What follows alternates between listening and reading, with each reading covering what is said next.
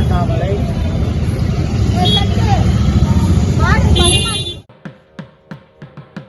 திருவண்ணாமலையில் உலக பிரசித்தி பெற்ற அருணாச்சலேஸ்வரர் கோவில் உள்ளது.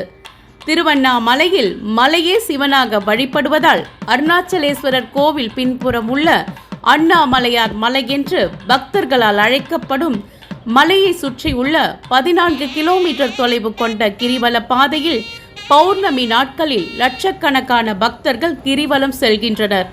இதில் கார்த்திகை தீப திருவிழாவின் போது மகா தீபம் ஏற்றப்படும் நாளிலும் சித்ரா பௌர்ணமி அன்றும் 40 லட்சத்திற்கும் மேற்பட்ட பக்தர்கள் கிரிவலம் செல்வார்கள். இந்த நிலையில் மாசி மாதத்திற்கான பௌர்ணமி கிரிவலம் செல்ல உகந்த நேரத்தை கோவில் நிர்வாகம் அறிவித்துள்ளது. பௌர்ணமி நாளாம் வியாழக்கிழமையான இன்று காலை 11:40க்கு தொடங்கி நாளை 14ஆம் தேதி வெள்ளிக்கிழமை மதியம் 12:57 மணிக்கு நிறைவடைகிறது.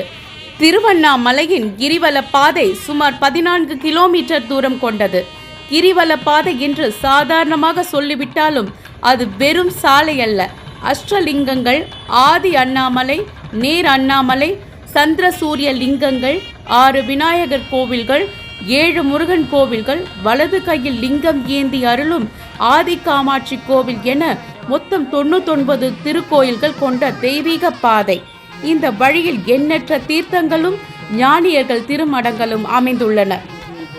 இப்படிப்பட்ட அற்புதமான பாதையில் தினமும் வலம் வரலாம் என்றாலும் பௌர்ணமி கிரிவலம் மிகவும் விசேஷம் என்கின்றன ஞான நூல்கள். திருவண்ணாமலையில் ஈசன் உமையம்மையோடு இணைந்து அர்த்தநாரீஸ்வரராக காட்சி கொடுத்த தலம். எனவே அம்பிகைக்கு உகந்த பௌர்ணமி நாளில் ஐயனின் திருவடிவான மலையை வலம் வருவது மிகவும் சிறப்பு. கிரிவலம் நடந்தே செல்ல வேண்டும், வாகனங்களில் செல்லக்கூடாது. மலையை தரிசித்தபடியே வலம் வருகையில் கிரிவல பாதையின் இடப்பக்கமாகவே பயணிப்பது சிறப்பு. சாதாரண நாட்களில் நடந்து வர முடியாதவர்கள் வாகனங்களில் கிரிவலம் வருவார்கள். பௌர்ணமி நாளில் அது சாத்தியமில்லை. இறைவனை தியானித்தபடியே அண்ணாமலைக்கு அரோகரா, நமச்சிவாய என சிவநாமங்களை மனதில் சொல்லியபடி நடக்க வேண்டும். எந்த இடத்திலும் அசுத்தம் செய்யாமல் நடக்க வேண்டும். அதேபோல் அடிமேல் அடியெடுத்து வைத்து பொறுமையுடன் வலம் வருவது சிறப்பு. சித்தர்கள் பலரும் அரூபமாக நம்மோடு கிரிவலம் புரிவார்கள் என்பது நம்பிக்கை. எனவே அவர்களின் சிவ தியானத்திற்கு தொந்தரவு செய்யாமலும் குறுக்கும் நெடுக்கும் செல்லாமல் பயபக்தியோடு கிரிவலம் வர வேண்டும். ஒவ்வொரு மாத கிரிவலமும் விசேஷம் என்றாலும் மாசி மாத கிரிவலத்துக்கு சிறப்புகள் ஏராளம். மாசி மாதம் சிவ வழிபாட்டுக்கு உரிய மாதம். இந்த மாதத்தில்தான் சுவாமிக்கு ஆலயங்களில் கிருத கம்பல பூஜை நடைபெறும். அதை தரிசனம் செய்து வழிபட்டால் சகல நன்மைகளும் சேரும். மாசி பௌர்ணமி கிரிவலம் நம் மனதில் உள்ள மாசுகளையும் பயங்களையும் நீக்கும். மகம் நட்சத்திரம் கேதுவுக்கு உரியது. மேலும் சிம்ம ராசியில் வரும் நட்சத்திரம் சிம்ம ராசி சூரியனுக்கு உரியது. இந்த 2 கிரகங்களுமே மிகவும் முக்கியமானவை. கேது சாதகமில்லாத நிலையில் சஞ்சரித்தால் வாழ்வில் முன்னேற்றம் இருக்காது. மனக்குறையும் மனபயமும் மிகுந்திருக்கும். கோசாரப்படியோ ஜாதகப்படியோ ஜென்ம கேதுவை ராசியில் லக்னத்தில் உடையவர்கள் போராட்டகரமான வாழ்வை எதிர்கொள்ள நேரிடும். கேது தசையில் அவர்களுக்கு பொன் பொருள் விரயம் நலக்குறைவு ஏற்படலாம். அதே வேளையில் கேது ஞானக்காரகன். எனவே ஆன்மீக ரீதியான மனத்தை செலுத்துகிறவர்களுக்கு அருள் செய்பவர்கள். குறிப்பாக சிவ வழிபாடு செய்பவர்களுக்கு நல்லருள் புரிபவர்.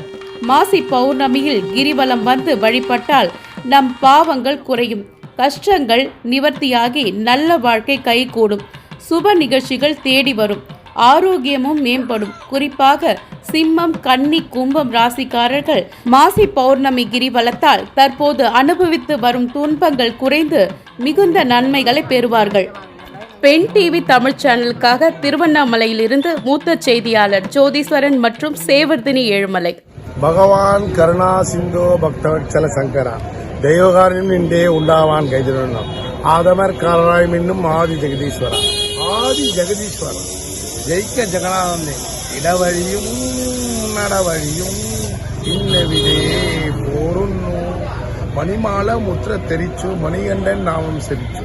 அந்த மணிகண்டன் வேறல்ல, இவன் வேறல்ல. மணிகண்டன் நாமம் சமைச்சா இவன் வேறல்ல, சிவா இவன் அல்ல அவனு.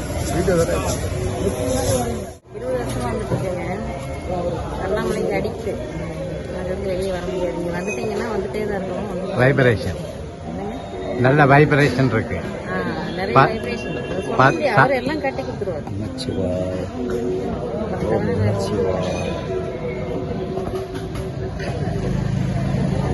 சொல்லுங்க மேம். ஐயா பத்தி சொல்லுங்க. ஐயா நீங்க என்ன நினைக்கிறீங்களோ எல்லாம் நல்லபடியா பண்ணி கொடுப்பாங்க. நினைச்சதெல்லாம் நடக்கும். இது நமக்கு அவருக்கு தெரியும் நமக்கு என்ன கொடுக்கணும்னு தெரியும். நீங்க சொல்லுங்க. எத்தனை வருஷமா இருக்கீங்க? உங்க பேர் என்ன? இந்த ஊரு? என் பேர் மானாமடி கூட்டோடு. என் பேர் ரகுத்து. என்ன வயசுக்கு சார் நம்ம கால் ஓடிச்சு ஆப்ரேஷன் பண்ணி கிடைக்கிறேன். நடக்க முடியல. ஏதோ தர்மம் பண்ணுவேன் எங்களுக்கு. అన్నమలైన என்ன சொல்றாரு? అన్నమలై దీపం నేను అరుణాచలం ఒక 4 సంవత్సరాల నుంచి వస్తున్నాను. ఇక్కడ స్వామిని దర్శించడం, పాదరక్షలు లేకుండా గిరి ప్రదక్షిణ చేయటం, ఇక్కడంతా స్వామివారి మహిమ ఎక్కువ. ఇక్కడంతా మ్యాగ్నెటిక్ పవర్ లాగా ఉంటుంది. ఇక్కడ ధ్యానం కానీ, దర్శనం కానీ, గిరివలయం కానీ చాలా అద్భుతంగా ఉంటుంది. ఒక్కసారి వస్తే మళ్ళీ మళ్ళీ రావాలనిపిస్తుంటుంది అరుణాచలం. ఇది నా శోభానుభవం. గిరి ప్రదక్షిణ చేస్తుంటే చెప్పలేని ఆనందం ఉంటుంది.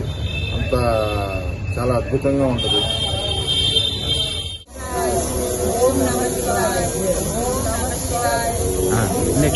சரி, உங்க பேர் சொல்லுங்க.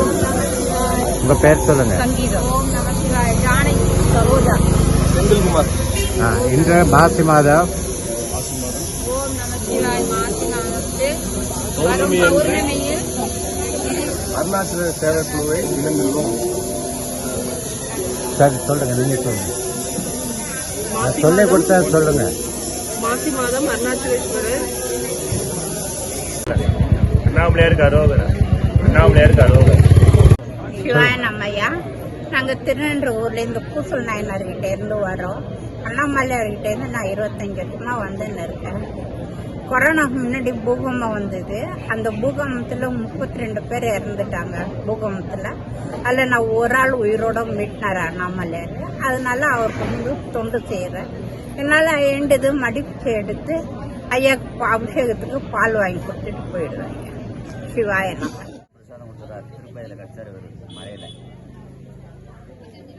எத்தனை வருஷம் ஆகுது?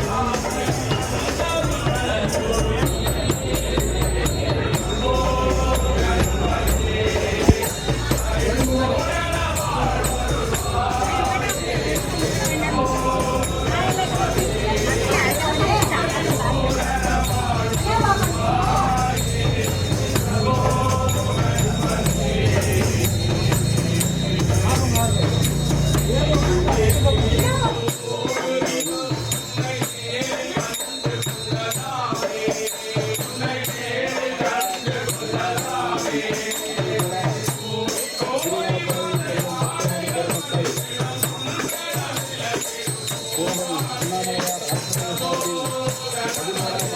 அன்னதான விழா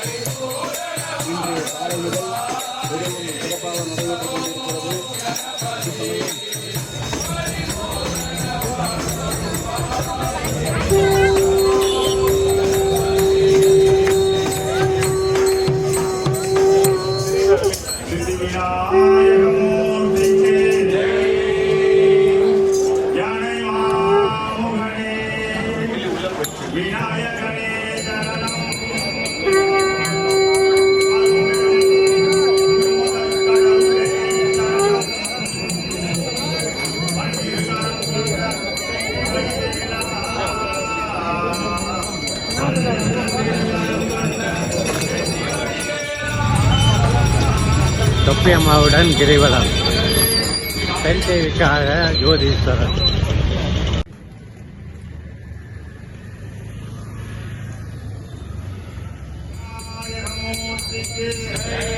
okay, thank you sir.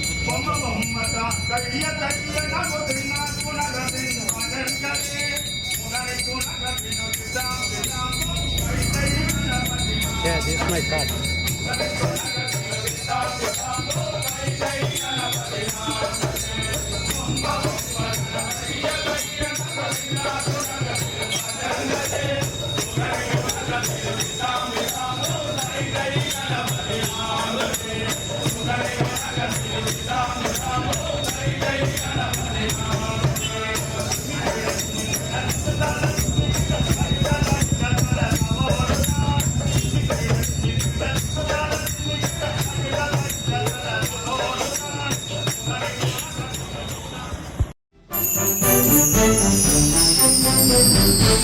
Thank you.